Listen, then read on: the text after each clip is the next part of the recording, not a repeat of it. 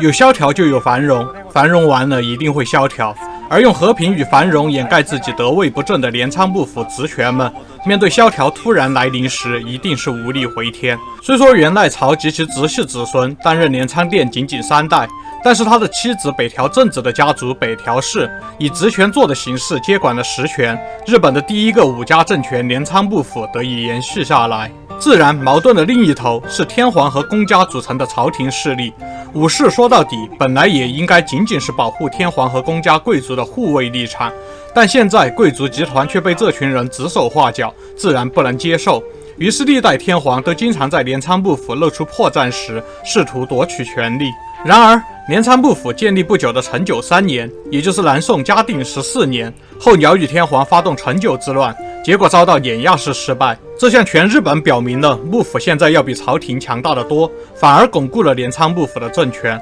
成久之乱的直接结果是镰仓幕府在京都设立了六波罗探题，这是一个监督天皇家族是否有不安定因素的组织。如果有的话，就要在天皇发动叛乱之前将其扼杀在萌芽状态。此后很长一段时间，镰仓政权没有发生过重大动乱。北条家在此期间推出了御成败事目，以法条的形式进一步巩固稳定局面。在这一和平时期中，形成了对日本文化影响深远的文学和思想。《平家物语》和《小仓百人一首》都是这一时期的作品。净土真宗和法华宗的佛教思想也在日本民间迅速传播。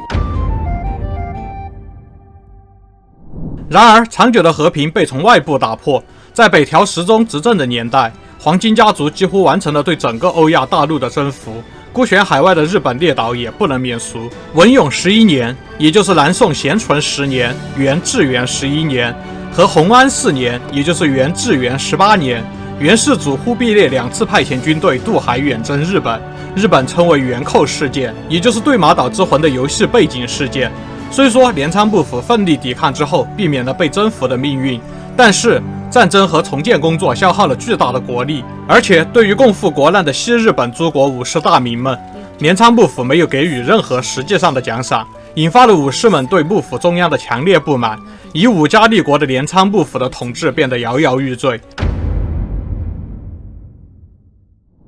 直到政和5年和文保2年，第14代职权座北条高时和第96代天皇后醍醐天皇分别即位，两个势力的新领袖将要彻底解决现在的问题。正宗元年，后醍醐天皇发动正宗之变，试图推翻镰仓幕府，政变遭到镇压。之后的元弘元年，后醍醐天皇再次发力，发动元弘之变，还是被镇压，自己也被镰仓幕府流放到隐岐。然而就在这元弘之变中，后醍醐天皇邂逅了他命运中的男人，与真田幸村并列为日本3大悲剧英雄之一的南部政臣。此时的南部政臣是一个没有主君的武士集团小头领，在当时被称为恶党，现在我们一般称为浪人。对这些恶党而言，他们需要接触权贵，恢复武士地位。对于没有军事力量对付幕府的天皇而言，他需要这些有战斗素养的人给他卖命。双方一拍即合。南部政臣形容他与后醍醐天皇的邂逅是，一直阴暗的人生道路突然通向了光明的世界。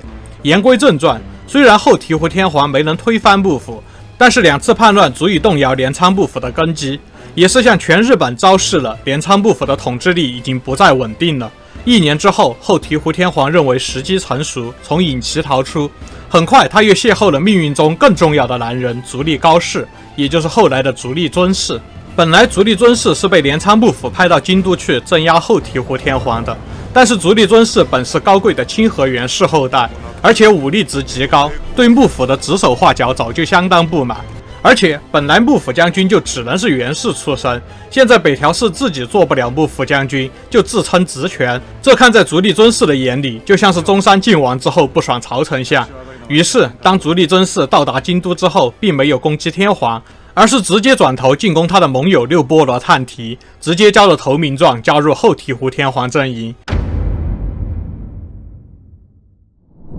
关东各国的武士们得知足利尊氏去了京都秦王的事情，对幕府不满的大名们纷纷聚集在尊氏的儿子千寿王的周围，形成了足以与镰仓幕府一战的势力。现在无论是在京都还是在地方，反对北条氏的势力都已经集合起来与北条氏对峙，而西国势力又迟迟没有恢复元气，都选择作壁上观。最后的战斗一触即发。而压死骆驼的最后一根稻草，是元弘3年起兵叛变的新田义贞。新田氏本来也是源氏后裔的名门望族，但是和被北条氏统战的足利氏不同，新田氏一直都是被北条氏打压的对象。看到北条氏的统治岌岌可危，新田义贞痛陈多年积怨，重新集结家族力量，率领150人举起了反旗，宣布对北条氏发起进攻。就在新田军进军的过程中，不仅是新田氏的族人，沿途对北条氏不满的势力群起响应，新田军的数量像滚雪球一样不断的壮大，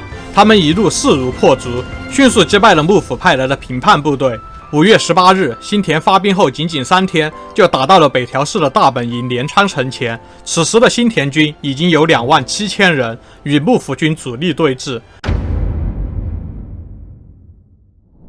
接下来的3天里，新田义贞采用走3步退2步的方式，慢慢接近镰仓城，但幕府军人数依然占优，成效平平。5月21日夜，新田军大队如获神助，攻入城内。太平记记载，幕府军在北面布置了数万军队，建起了数道篱墙防守，南面则有绵延2000米的舰队用弩箭阻止新田军进兵。义贞脱下铠甲，站在石头上对龙王祈祷，祈祷词中说：“请倾听我的请愿。我听说创造了日本的天照大神，起源是大日如来，为了拯救民众，会以龙神的姿态显现在大海原上。我的主君后醍醐天皇乃是天照大神的子孙，如今却被臣子背叛，在西海流浪。现在我义贞贯彻臣道，扶助天皇，来到手持武器的敌人阵前。我们所求乃是扶助天皇陛下，创造能让国民安心生活的世道。全世界的龙神们，如果听到我义贞的忠义之心，请速速退朝，为我军打开道路。”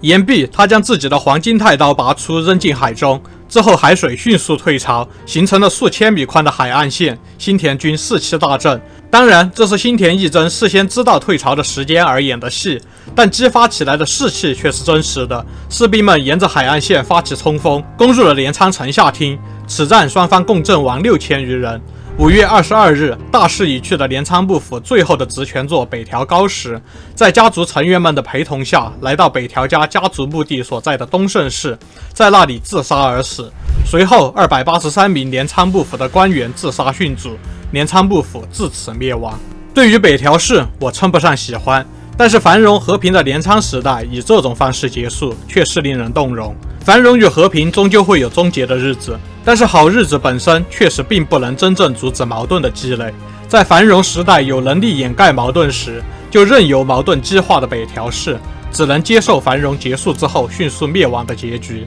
都看到这儿了，别忘了点赞关注啊！我们下期再见。